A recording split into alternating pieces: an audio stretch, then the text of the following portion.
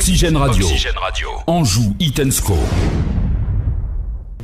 Et t'as abordé comme les précédents, ou est-ce que vous sentez monter un petit frémissement quand même autour de vous qu'il faut prendre en compte? Non. Rien de spécial? Non, rien vu de particulier cette semaine. Voilà, on continue de travailler comme on le fait, on continue d'appréhender les matchs de la même manière. Il n'y a rien de changé, il n'y a rien qui change, et puis il ne faut pas que ça change. Voilà. C'est facile ça ou pas? Bah oui, hein. Tu sais, c'est très simple, il y a 2 mois et demi, tous les discours nous étaient contraires. On a fait abstraction, et aujourd'hui, on pourrait croire qu'on est presque sûr de monter en Ligue 1. Ah, donc vous entendez des choses? Ah bah oui, on entend des choses. Ce qu'on entendait négativement il y a 2 mois et demi, on l'entend maintenant à l'excès inverse. Donc ça nous a pas perturbé quand on n'y croyait pas en nous. Et ça ne doit pas nous perturber parce qu'on pense maintenant que ça y est, nous on doit rester froid par rapport à ça. La preuve, puisque si on avait écouté ce qu'on nous avait dit, on ne serait pas là. Et je pense que si on écoute ce qu'on dit aujourd'hui, on ne sera pas où on veut être en fin de saison. Donc il faut qu'on reste très froid par rapport à ce qui se dit autour de nous. C'est plus agréable d'entendre ce qu'on entend aujourd'hui. C'est un fait, mais voilà, c'est pas ça qui nous fait gagner les matchs. Donc il faut qu'on reste très et c'est ce que je ressens. Pas détaché, mais très froid par rapport à ça. Voilà. Est-ce que en ce moment, par rapport à cet aspect-là, d'aborder les matchs, vous êtes vraiment sur pilote automatique, c'est-à-dire que c'est naturel chez vous? Ou est-ce que faut toujours faire attention? Non, mais il faut faire attention. De toute façon, c'est une évidence. Si on se présente sur le ring sans avoir une garde, on va aller au tapis tout de suite, hein, c'est sûr. Hein. Maintenant, les fois où on s'est fait boxer, j'ai pas eu l'impression que c'était par manque de vigilance, notamment contre Brest. C'est plutôt pour moi.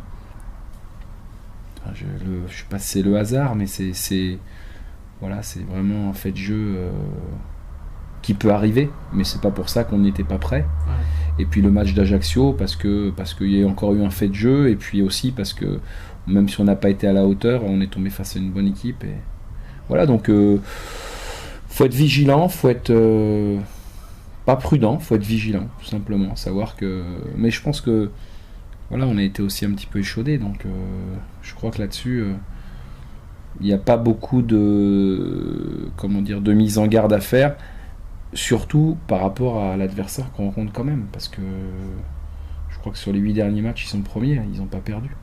Donc bon, voilà, ils ont voilà, donc bon, ils ont des bons joueurs, ils ont une bonne équipe, donc ça doit nous mettre en alerte. Ils le sont déjà depuis le début de semaine. Voilà, mais bon, après, malgré ça, quand on tombe sur des joueurs de qualité et une équipe qui va bien, ça peut aussi ne pas suffire. Mais aujourd'hui, on ne va pas se préparer à ça, on va se préparer à faire un gros match pour le gagner. Et puis, de toute façon, si on les bat, c'est qu'on aura fait un gros match. Voilà. Et je pense que pour les battre, il faudra faire un gros match. C'est sûr. C'est sûr, parce que Dijon n'a pas réussi, Troyes n'a pas réussi. Voilà, ça fait 8 adversaires qui ne réussissent pas.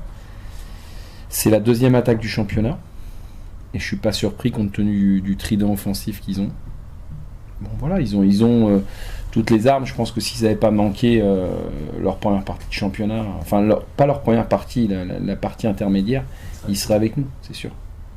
Tu as l'habitude de changer de tactique. Là, il y a un retour de Jonathan Kodjia. Est-ce que du coup, tu vas garder le 4-5-1 habituel finalement avant la trêve par exemple? Ou est-ce que ça veut dire que les tactiques vont encore changer? Ça marche plutôt bien depuis 2015. Pour l'instant, ça se passe bien. Après, là aussi, il faut être vigilant. C'est pas parce qu'on change que d'un seul coup, ça va mieux ou ça va bien.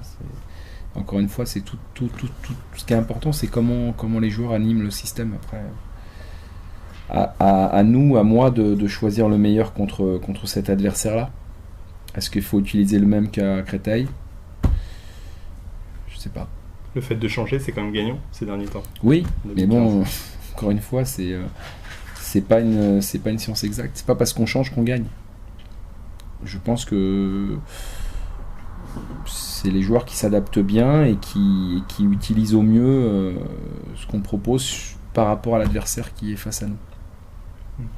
Voilà. Vous êtes sur une excellente dynamique défensivement. Est-ce que ça se cultive? Et comment? Honnêtement, on travaille pas plus défensivement qu'avant. On travaille pas plus défensivement.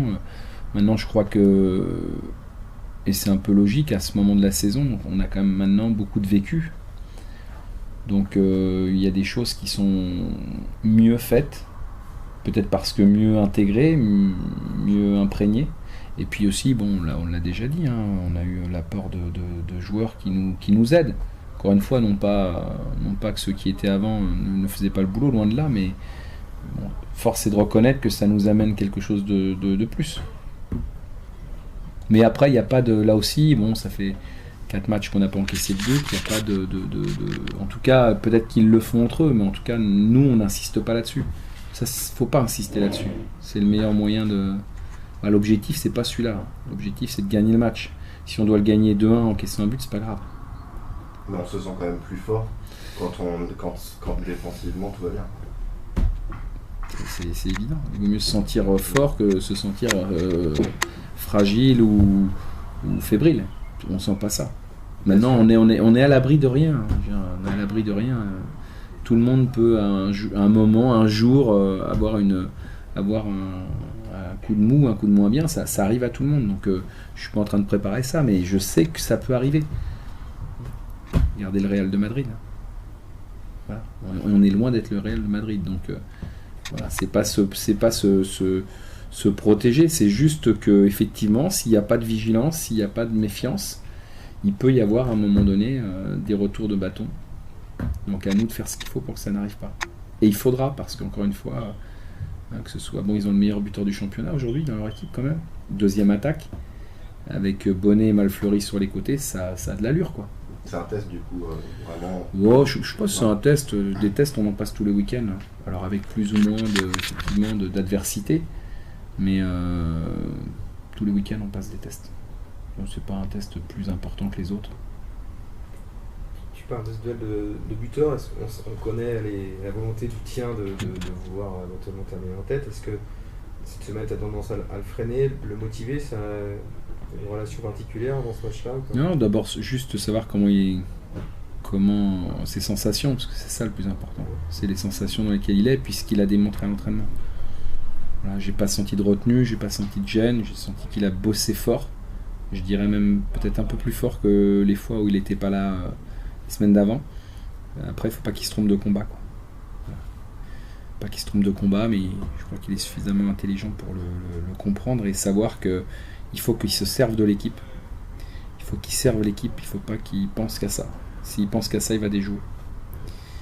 Ça lui est déjà arrivé quelquefois, et c'est logique, hein, les buteurs se nourrissent de ça, donc c'est logique, mais il faut qu'il fasse attention parce que son apport est certes primordial, mais dans la configuration de l'équipe. Et donc voilà, il ne doit pas se laisser absorber par ça, même si encore une fois les récompenses individuelles sont importantes, mais elles arrivent toujours au travers d'un collectif. Donc voilà, mais j'ai pas d'inquiétude là-dessus, mais il faut pas qu'il soit obnubilé par ça, parce qu'encore une fois, quand on ne pense qu'à ça, je pense qu'on n'est plus on est moins dans le projet de l'équipe, du jeu, voilà, ça viendra si ça doit venir. Tu parlais de vécu tout à l'heure. Est-ce que les saisons passées, les 2 saisons passées, et les fins de championnat sont un vécu qui aujourd'hui peuvent vous servir, et si oui, à travers quoi? Enfin, je sais pas, toi du coup tu les as vécues ces saisons-là. Est-ce que y a des choses à faire un petit peu différemment dans ce qui va arriver là? Je dirais, j'espère. Maintenant, on avait identifié, en tout cas, je parle pas de la saison d'avant parce qu'on a dit qu'on avait craqué en fin de saison, ce qui est complètement faux. Puisqu'à l'avant-dernière journée, on jouait la montée chez nous contre Tours. Alors effectivement, on a perdu l'avant-dernière journée. Alors qu'on avait manqué un penalty ce jour-là et qu'on aurait pu battre Tours et jouer aussi la montée sur le dernier match, même si ça nous était plus favorable, on était plus maître de notre destin, ce qui est faux déjà. Et puis pour l'an dernier, on a identifié la fin de saison. Alors après, on peut dire ce qu'on veut, mais bon, on était à bout de souffle, quoi. Il n'y avait pas de choix de joueurs, il n'y avait plus de choix de joueurs, il y avait des joueurs en fin de contrat. Voilà, on sait ce qu'il est advenu. C'était pas du tout la même mayonnaise, hein. Pas du tout. Ça ne ressemblait à rien en ce qui se passe aujourd'hui. Aujourd'hui, on a un retour des joueurs et l'année dernière, on perdait des joueurs.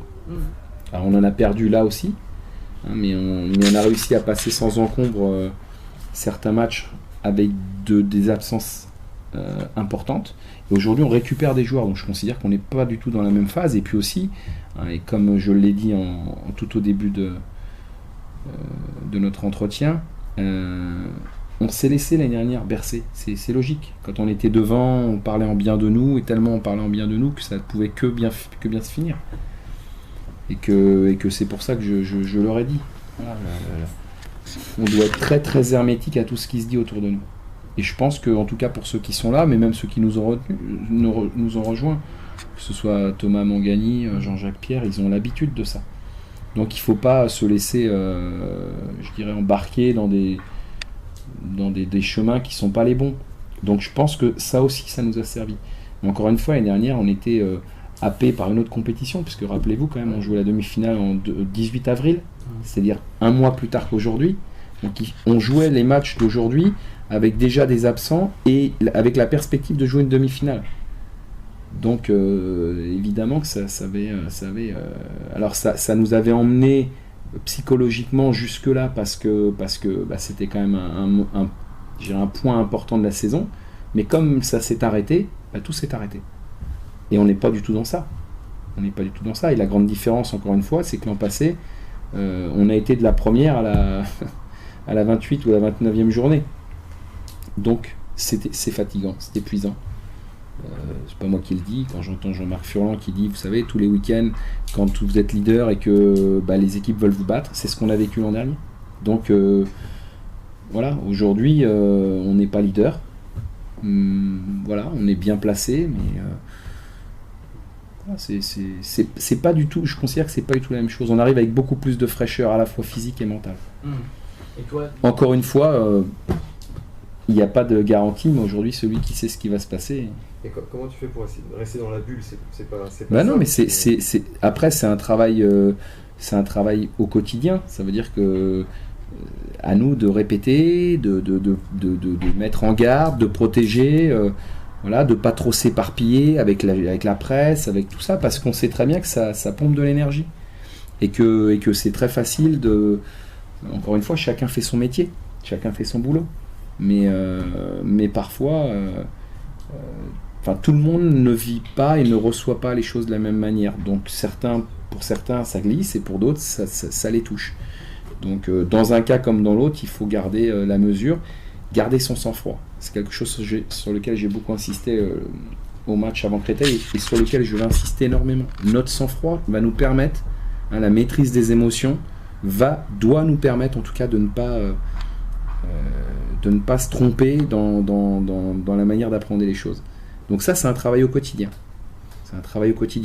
Les blessures à l'entraînement, quand je parle de blessures, ça peut être des blessures musculaires, auquel cas c'est compliqué d'y remédier, mais tout ce qui est choc, tout ce qui est duel, voilà, on doit montrer beaucoup plus de maturité pour ne pas aller dans des duels qui n'ont pas lieu d'être. Voilà, c'est des choses, parfois l'enthousiasme, la fougue font que on y va et puis on verra. Non, il faut garder un peu de mesure. Les matchs, c'est demain. C'est pas... Même si on travaille avec l'intensité, etc., tout ça, on doit maîtriser tout ça. Pour éviter, tout simplement, de se mettre des bâtons dans les roues tout seul. Le sang-froid, c'est un peu l'expérience des saisons passées, là, pour le coup. Aussi. Ouais, mais c'est aussi...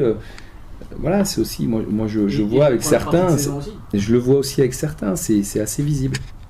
C'est-à-dire je trouve que dans la manière d'appréhender les choses, dans la manière de... Quand on a gagné un match, je trouve qu'on revient beaucoup plus vite.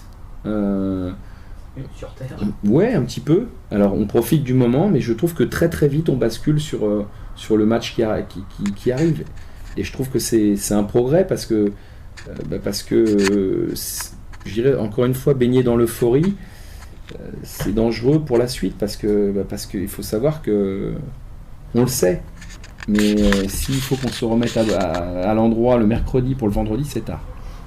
Là, je vois, on gagne à Créteil, je sais que samedi matin, voilà, je parle aux joueurs, je vois, je ressens, c'est fini, ils ont gagné, bravo, mais on est déjà passé à autre chose. C'est un signe d'ambition aussi, ça. Ouais, puis c'est un signe aussi de progrès dans la manière de vivre ça. Et moi j'appelle ça les émotions, c'est la maîtrise de ces émotions, c'est-à-dire qu'on exulte le soir de la victoire, mais très vite, parce qu'on sait très bien que c'est pas suffisant. Et toi, tu vis ça différemment aussi? Ben moi je... Crispant, les 2 dernières fins de saison devaient être... Ouais, mais ça... Usant aussi. Enfin... Après, il faut... C'est pas prendre du détachement, c'est qu'être stressé, être crispé, être tendu, ça fera pas... Ça sert à rien, quoi. Je veux dire, c'est pas là que ça va se jouer. En tout cas, c'est pas en ayant cette énergie-là qu'on va réussir. Donc, c'est pas tout le temps évident de... il faut garder ce qu'on est. Il faut savoir où on était, où on est et pourquoi on est là. C'est pour ça. Hein. C'est parce qu'on a occulté le classement, on a occulté tout ce qui se disait, on a occulté l'adversaire. Et ce sera possible jusqu'au bout, ça? On va tout faire pour. Après, comment? Le plus longtemps possible, en tout cas. Évidemment. Parce qu'il y aura peut-être, et c'est à vous souhaiter, hein, mais des matchs où... Mais ce seront des matchs de foot avec 3 points en jeu, quoi qu'il arrive. C'est ça qu'il faut qu'on arrive à comprendre. Et je l'avais dit à un moment, il y aura des victoires, et au travers des victoires, il y aura des défaites. Voilà. Parce que même le Paris Saint-Germain, ils sont sur 22 matchs invaincus chez eux, mais ils ont fait 5 matchs nuls. Donc ils n'ont pas gagné les 22. Donc nous, en GESCO... Voilà, on veut, on aime, on fait tout pour, mais bon, on est comme tout le monde. Donc, et c'est ce qui s'est passé au travers de toutes nos victoires, qui ont été nombreuses quand même depuis la reprise. Il y a eu 2 défaites, mais ça ne nous empêche pas d'être là où on est. En tant qu'entraîneur, c'est un challenge excitant de contribuer à apporter ça au groupe. Ouais, ça fait partie du métier. Peut-être que moi aussi là-dessus j'ai avancé, Voilà, on cherche sur le groupe, mais on cherche aussi sur soi parce que c'est important. Il y a certainement, il y a de toute façon des responsabilités à tous les étages. Donc voilà, c'est ce qu'on appelle un travail sur soi-même. J'imagine que c'est pour ce type de moment qu'on fait le métier d'entraîneur, parce que là on est en plein dans de la gestion de groupe. Ouais. Enfin, moi après ce qui m'importe surtout c'est quand on est sur le terrain. Après ça c'est bien, mais bon c'est quand même quand on est sur le terrain. Mais c'est vrai que encore une fois il faut quand même c'est pas savourer, c'est prendre conscience de la chance qu'on s'est donnée. Voilà. Parce qu'aujourd'hui on est là où on est et qu'il y a beaucoup de coachs qui aimeraient être à ma place, il y a beaucoup de joueurs qui aimeraient être à la place de nos joueurs. Donc il faut profiter de ça, quoi. Profiter, c'est pas encore une fois, c'est pas dire c'est bien ce qu'on a fait, puis maintenant on dépose les armes. C'est pas ça. C'est savoir que voilà, on est capable déjà. Hein, la confiance aujourd'hui, la confiance est aussi un élément important du discours. Voilà, on n'est pas meilleur que les autres, mais on n'est pas moins bon non plus. Donc il faut prendre conscience qu'on a aussi de la qualité. Je pense que les joueurs aujourd'hui croient en eux, peut-être beaucoup plus qu'avant. Donc il faut trouver toujours l'équilibre entre la confiance, mais pas de suffisance. Voilà. Être présent dans l'agressivité, mais maîtriser ses émotions, c'est toujours à chaque fois, c'est ça en permanence. Mais on peut pas, si on veut y arriver, on peut pas être déséquilibré. Si on est déséquilibré d'un côté, à un moment, c'est dans un domaine compliqué. Par rapport, on parle beaucoup, mais par rapport aux saisons précédentes, tu sens ton équipe plus armée, plus mature, plus ambitieuse entre guillemets, plus responsable aussi d'elle-même. Mais je le vois au travers du travail quotidien. Ils se prennent en charge, voilà. Et puis il y a beaucoup plus de concentration, même par rapport au début de saison. C'est plus la même chose dans le travail. Il y a vraiment je trouve qu'il y a vraiment eu des progrès dans ce domaine-là. Après, voilà, on dit tout ça aujourd'hui, et puis demain ça se passe mal, on va revenir là-dessus. Donc c'est juste ton voilà. ressenti. Oui, le ressenti, c'est celui-ci, c'est vrai. C'est une équipe différente par rapport à... elle est différente, sinon c'est pas les mêmes joueurs qui la composent, donc elle ne peut être que différente. Je pense qu'elle est plus piquante. Elle est plus